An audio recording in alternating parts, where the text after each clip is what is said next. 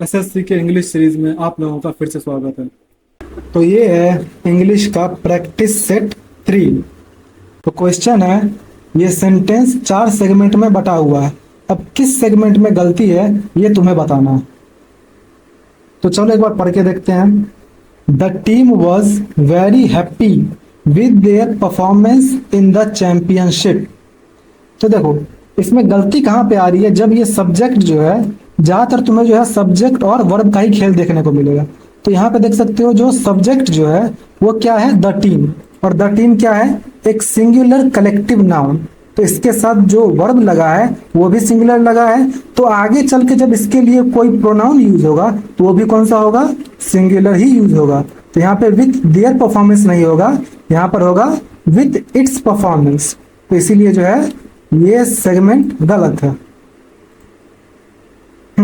तो क्वेश्चन है कि एबंडेंट का तुम्हें सिनोनिम बताना है। तो एबंडेंट का मतलब क्या होता है पहले ये समझो। एबंडेंट मतलब होता है प्रचुर मात्रा में अवेलेबल। तो यहाँ पर देखो कौन सा जो है अबंडेंट से मिलता जुलता लग रहा है तुम्हें। पहली बात स्कार्स, स्कार्स मतलब होता है हार्डली उपलब्ध हो जो। मेजर का मतलब तुम्हें नहीं पता है तो छोड़ ही दो। प्लेंटीफुल, प्लेंटीफुल का क्या मतलब होता है, प्लेंटीफुल का मतलब होता है कि जो कि प्रचुर मात्रा में या फिर जितना चाहिए उससे ज्यादा है। तो प्लेंटीफुल का मतलब हो जाएगा अबंडेंट, यानी ये इसका हो जाएगा सिनोनिम। अगला देखते हैं। तो क्वेश्चन है इस एक्टिव वॉइस को तुम्हें पैसिव वॉइस में बदलना है। तो देखो पहले तो पता करो कि ये किस टेंस में लिखा गया है।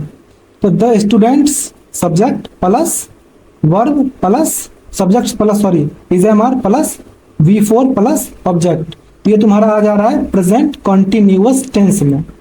तो अब इसको अगर तुम्हें पैसिव वॉइस में बदलना है तो क्या करोगे, object plus is am are plus being plus V3 plus by plus subject. क्या हो जाएगा, a play is being performed by the students. Alright, next question है द न्यू टेक्नोलॉजी। मतलब देखो क्वेश्चन है कि इस फिल इन द ब्लैंक में कौन सा वर्ड तुम इन चारों में से बैठा हो कि ये एकदम तार्किक सेंटेंस बन जाए। तो पढ़ के देखो, the new technology will blank a significant change in the industry. यानी ये जो नई तकनीक है ये क्या करेगी, अपने इंडस्ट्री में एक नया बदलाव क्या करेगी, लाएगी। तो इसमें से देखो किसका मतलब होता है, लाना या फिर उससे रिलेटेड। तो देखो इसमें से तुम अगर देखो ब्रिंग अबाउट, तो ब्रिंग अबाउट का मतलब होता है कि जिसकी वजह से कोई चीज हैपन हो, यानी कि जिसकी वजह से कोई चीज हो। Bring out means to cause something to happen, यानी किसी चीज के होने का कारण। तो ये अगर ब्रिंग आउट यहाँ पे रख दे तो क्या हो जाएगा, the new technology will bring out a significant change in the industry. एकदम परफेक्ट सेंटेंस बन रहा है कि जो नई तकनीक है ये क्या करेगी, इंडस्ट्री में यानी कि तुम्हारी एक सिग्निफिकेंट बदलाव लाएगी। ऑलराइट, क्वेश्चन है कि 3 सेगमेंट में जो सेंटेंस बटा हुआ है इसमें से किसी एक सेगमेंट में गलती है, वो तुम्हें फाइंड आउट करना है। तो चलो पहले शुरुआती बात कि पढ़ के देखो इसको। ही इज मोर टॉलर, पहली बात ये जो है सेंटेंस है और इसमें जो है चौथा ऑप्शन जो था वो था नो एरर, तो वो थोड़ा गायब हो गया है, तो इसी तरह मैनेज कर लो। He is more taller than his brother. तो अब देखो इसको पढ़ने में ये थोड़ा अजीब नहीं लग रहा है, मोर टॉलर, क्योंकि पहली बात टॉल जो है वो है वर्ब, इसको पहले वो है एडजेक्टिव, उसको पहले ही जो है ये कंपैरेटिव कर दिया गया है तब जाके ये टॉलर बना। तो जब ये पहले से कंपैरेटिव है तो वापस इसमें कंपैरेटिव लगाने की क्या जरूरत है।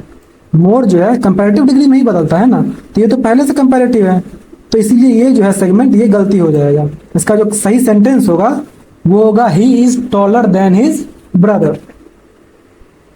क्वेश्चन है कि तुम्हें इस एक्सप्लिसिट का जो है एंटोनिम बताना है। तो पहले पढ़ के देखो क्या लिखा हुआ है, the manager's instructions were explicit leaving no room for confusion. तो एक्सप्लिसिट क्या होता है, एक्सप्लिसिट का पहले तुम्हें अगर मतलब पता हो तो ज्यादा बेटर बात है, और ना पता हो तो भी तुम अगर सेंटेंस पढ़ के देखोगे तो थोड़ा बहुत आइडिया लग जाएगा कि क्या कहना चाह रहा है। तो एक्सप्लिसिट का मतलब होता है कोई भी चीज क्लियरली बताना, यानी कोई भी जो है डाउट नहीं छोड़ना। तो ये क्या बोल रहा है कि जो मैनेजर का इंस्ट्रक्शन था वो एकदम क्लियर थे, इसीलिए जो जितने भी एम्प्लॉय थे वहां पे पूरे रूम में उनमें से किसी को भी कोई कंफ्यूजन नहीं रहा। अब पूछ क्या रहा है इसका ये देख लेना, सिनोनिम पूछ रहा है कि एंटोनिम। तो एक्सप्लिसिट का तुमको पूछ रहा है एंटोनिम। तो एक्सप्लिसिट का एंटोनिम क्या होगा, क्लियर से रिलेटेड होगा। तो सॉरी, क्लियर नहीं, जो क्लियर नहीं है यानी अनक्लियर से रिलेटेड होगा तो वो होता है वेज, क्योंकि क्लियर तो भाई हो नहीं सकता। एक्सप्लिसिट का एंटोनिम पूछ रहा है, तो वेज का मतलब होता है अनक्लियर या फिर इनडिफिनिट। ऑलराइट, तो इसका हो जाएगा वेज। तो क्वेश्चन है कि जो अंडरलाइंड सेगमेंट है तुम्हें उसको जो है सब्सटीट्यूट करना है, यानी उसके जगह पे कौन सा इसमें से रखे ताकि ये सेंटेंस जो है एकदम परफेक्ट सेंटेंस बन जाए। तो देखो क्या लिखा हुआ है, she is the kind of person who always look for new challenges.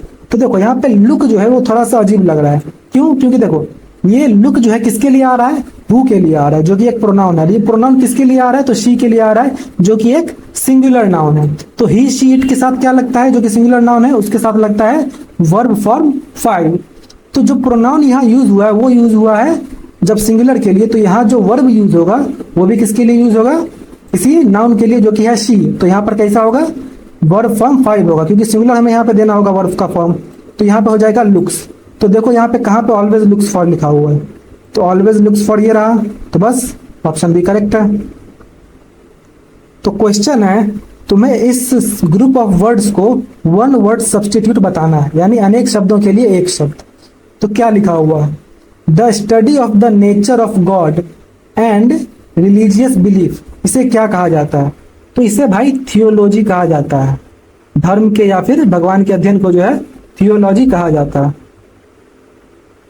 तो क्वेश्चन है तुम्हें कैंडिड का सिनोनिम बताना है।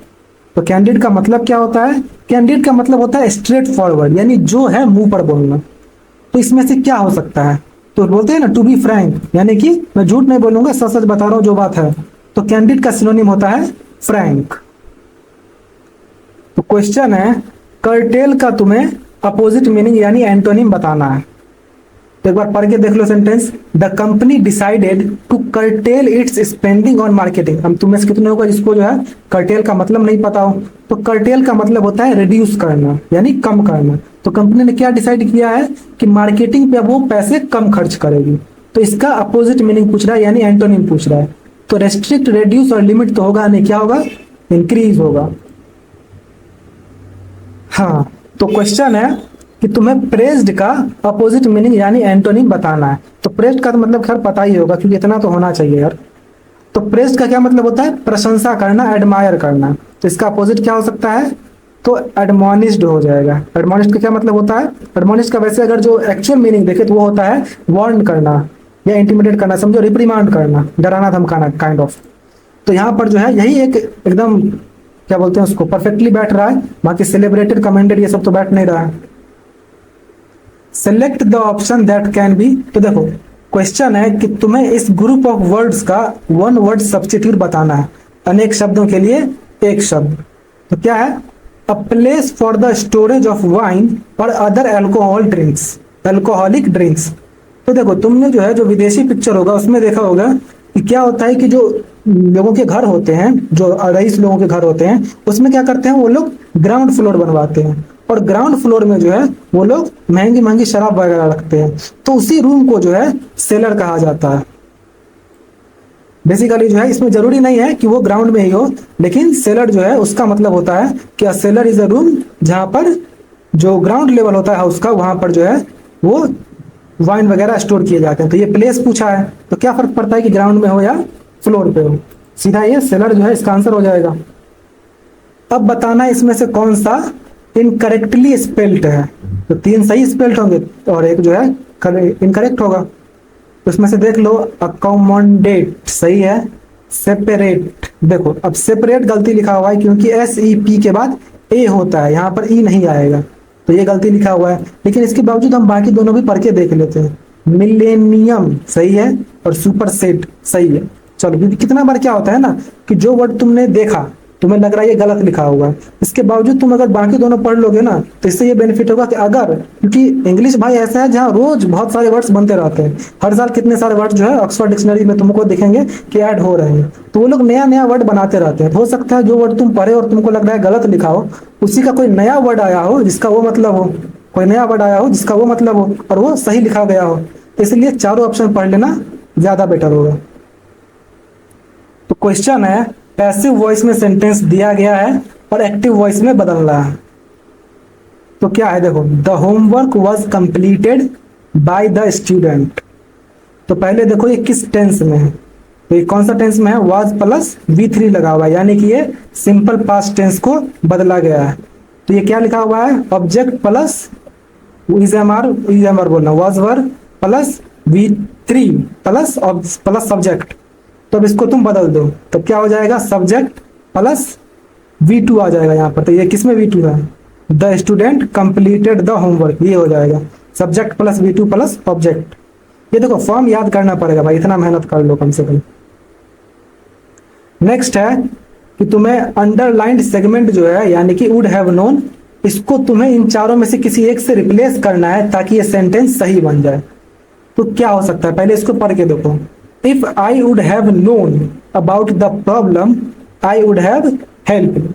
तो पहले देखो ये एक इमेजिनरी सेंटेंस है, और इमेजिनरी में भी कौन सा है, तो थर्ड कंडीशनल सेंटेंस है, क्योंकि इसमें एक ऐसे तुम सोचो कि सिचुएशन की बात की जा रही है कि जिसका एक ऐसा रिजल्ट होता, सिचुएशन भी है और रिजल्ट भी है, जिसका रिजल्ट वैसा होता अगर ये सिचुएशन वैसा होता तो, लेकिन ये था ही नहीं वैसा।